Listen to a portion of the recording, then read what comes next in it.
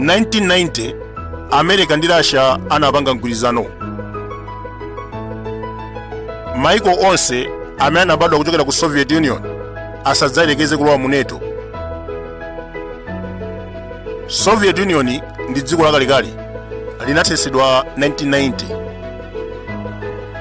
Ena mwa maiko amene anabadwa kumeneko panali Ukraine, Belarus, Estonia, Lithuania komanso Latvia. America ndi Russia anagwirizana mu 1990 ponena kuti maiko amenewa asadzayelekeze kulowa mu NATO. Patatha zaka zoposa 10 atasayinirana, America inaphonya mgwirizano pamene analola maiko a Estonia, Latvia komanso Lithuania kukhala membala wa NATO. Anthu amenewa sanasire pomwepo, anapitiriza kunyengera Ukraine kuti ilowe mu NATO. Tinaona chipwirikiti mchaka cha 2014 pamene America inakoza upandu ndi kuchosa pa mpando president wa ku Ukraine amene amagwirizana ndi Russia. Zimenezi zinapangisa kuti Vladimir Putin akwiye. Anatumiza asilikali ndi kukalanda dera la Crimea. From there, taona anthu akuphana mdziko limeneli chifukwa chosiyana mitundu. Ambiri amene mtundu wawo ndi wa ku Russia komanso amayankhula chi Russia akhala akuphedwa ndi asilikali a Ukraine. 2019 Volodymyr Zelensky anasankhidwa ngati president watsopano. America inayambapo kumunyengerera ndi cholinga choti apute mkwiyo wa Putin.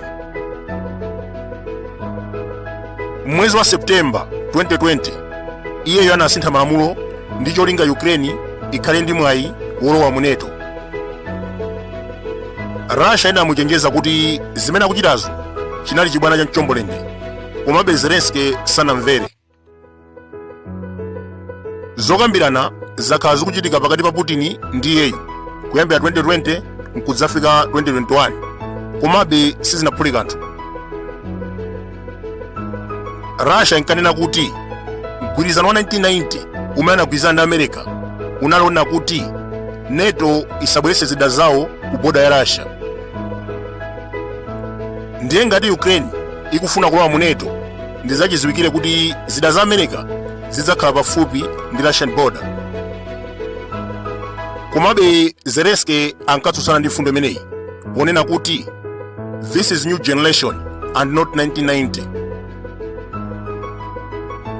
Mu 2021 president ameneyu analimbikirabe fundo yake yofuna kulowa mu NATO.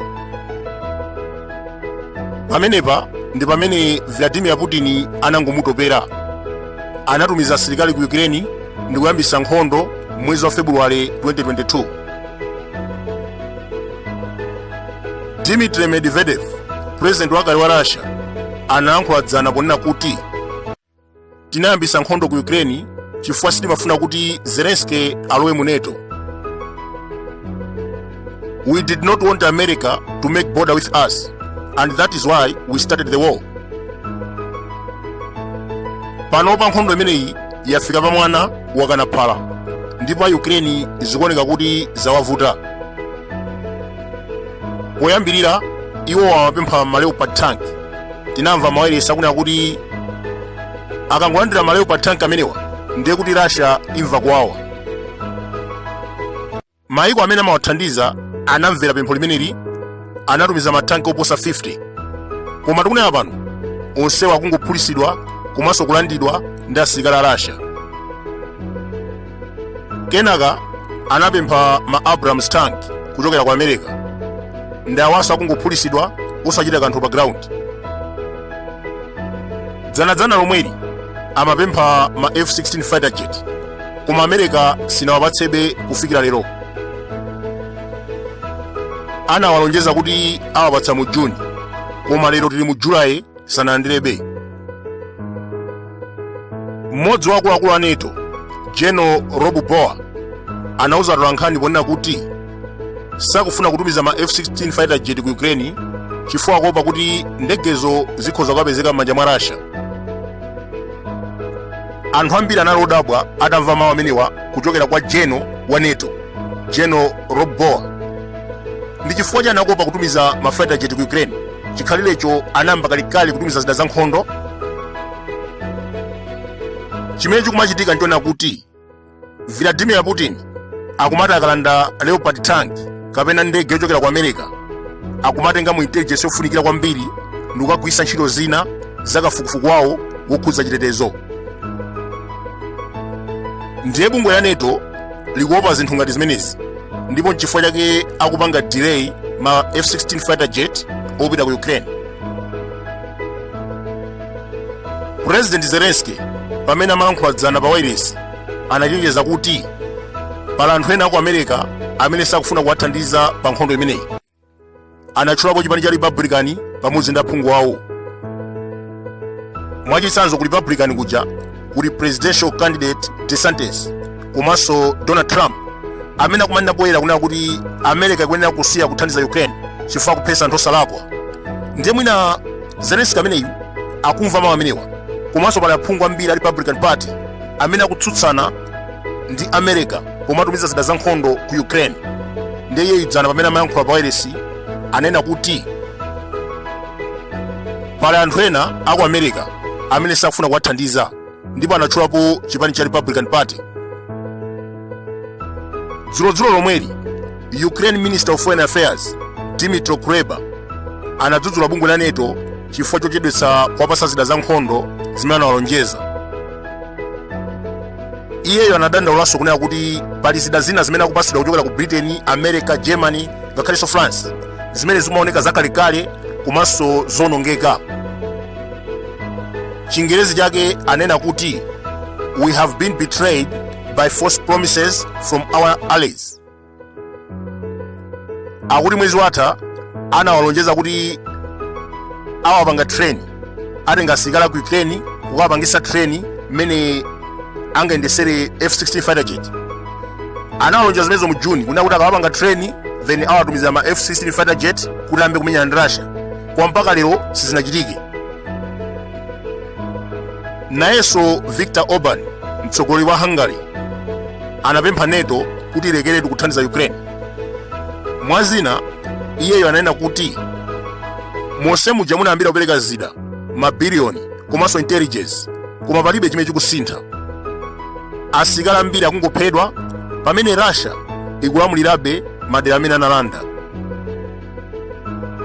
Tikumbutsane pano kuti Viktor Orban ndi mmodzi wa membala wa NATO, komabe akuona kuti sichabwino kuti NATO ipitirize kuthandiza Ukraine chifukwa kuphetsa anthu osalakwa. Ndi amapempha NATO kunena kuti tasiyani kuthandiza Ukraine chifukwa palibe chimene mukupindula, mukungophetsa anthu osalakwa kuwonongesa katundu. General Mark Milley wa ku America wachenjeza Zelensky ponena kuti counter offensive ikapitirira ayembekezere kuona magazi ochuluka kuposa World War II. Akuti Russia inakonzekera kwambiri, anatchera mabomba kuma defensive line ndi cholinga chofuna kusalaza Ukraine. Inu mukudziwa kuti defensive line iwaja ayika mabomba ma landmines pansi pa nthaka, ndi asilikali Ukraine akumati akayesera kuti adutse defensive line imeneyi akumakumana ndi mabomba amenewa ndi kuphulika. General Mark Milley wachenjeza Ukraine kuti isamale kwambiri chifukwa akapitiriza counter offensive imeneyi akhoza kuona magazi ochuluka. Bungwe la NATO kudzera kwa General Rob Boer atiuza kunena kuti it is very difficult to fight Russia and it will be bloody for Ukraine. Mukhoza kuona pamene pakuti mageneral awiri akuluakulu kwambiri. General Boer ndi wa ku Dutch Denmark, pamene General uyu Mark Milley ndi wamkulu kwambiri ku America, koma onsewa akuona kuti counter offensive ya Ukraine singaphule kanthu. Otherwise akhala magazi okhaokha ndi chifukwa kakunena kuti it is very difficult to fight Russia and it will be very bloody for Ukraine. Maiko aunonga mabiliyoni a ndalama kuganiza kuti Zelensky akhoza kuwina, komabe zakanika. 1 week yapitayi Ukraine yaluza ma Leopard tank 16, ndege 20, ma helicopter 6 komanso magalimoto 900. Wireless yaboma ku Germany channel ARD yatiuza kuti NATO ikukonza zokambirana za mtendere mwezi uno wa July. Akuti counter offensive sinaphuli kanthu ndiye bora nguthesa nkhondoyi through dialogue with Russia. America kudzera kwa Mr. John Kirby avomereza kuti Ukraine offensive yakanika chifukwa Russia ili mphamvu zambiri on the ground. Kuyambira 2022 pamene nkhondo imene inayamba sitinamvepo Britain, America, Germany kapena France, NATO akukamba zofuna kukhazikitsa mtendere. Iwo achimene amakamba ndi chotumiza zida ku Ukraine kuti zikathane ndi Russia. Koma chodabwitsa kwambiri kuti wiki yathayi masiku apitawa onsewo atembenuka ndithu ndikuyamba kunena kuti panopa tikhazikitse zokambirana za mtendere. Zimene zikuonesera kuti counter offensive yakanika ndipo iwo atopa ndi kuthandiza Ukraine chifukwa kudziwa kuti singaphule kanthu. Minister of Foreign Affairs wa ku Russia atamva nkhani imeneyi, Sergey Lavrov wanena kuti sangataya nthawi kukambirana ndi Zelensky chifukwa Zelensky is a puppet of America. Iwo ngati angakhazikitse zokambirana akambirana ndi America komanso NATO chifukwa akudziwa kuti akumenyana ndi NATO osakhala Ukraine. Chingerezi chake ananena kuti every decision done by Zelensky is coming from Washington and it will be senseless to make peace deal with him. Ndiyebe zonse tiziona mezichere komabe Russia kunena kuti ife singakambirana ndi Zelensky first. Zelensky ndi mwana wa America ndi NATO. Ife tikufuna tikambirana ndi makolo, tikambirana ndi America komanso tikambirana ndi NATO. Pamenepo ndiye tikhulupirira kuti tapanga peace deal. Koma kukambirana ndi Zelensky it will be senseless. Pamene Wagner ikuchoka ku Bakhmut, asilikali a Ukraine anapezerapo mwayi ndi kulanda midzi iwiri kudera kumwera kwa Bakhmut city. Tikunena pano Russia yatumiza asilikali 50,000 ku Bakhmut komanso ena 130,000 ku madera a Rimani ndi ku Kupiansk. Asilikali onsewa 180,000 Putin watumiza kuti akapange repress gulu la Wagner. Monga tikudziwa kuti Wagner inayambana ndi Putin, anawawuza kuti asankhe chimodzi kulowa ntchito ya asilikali kapena kupita ku Belarus kuti akakhale ndi bwana wawo Prigozhin. Zigawenga zambiri sizikufuna kuti Wagner ithesedwe chifukwa amadya bwino. Ndikupasa chitsanzo nayo kuti msilikali wa Russia amalandira 1.5 million kwacha salary pa mwezi. Chigawenga cha Wagner chimalandira 2.8 million kwacha pa mwezi komanso maalawansi anali mbwerekete kubala kwa nyemba. Ichi ndi chifukwa chake zigawenga za Wagner zikufuna kuti Putin asathese gulu limeneli ndipo apitirize kulithandiza. Komabe zikuoneka kuti zimenezi sizingatheke chifukwa Russia yayamba kale plani yofuna kutheseratu kagulu kameneka.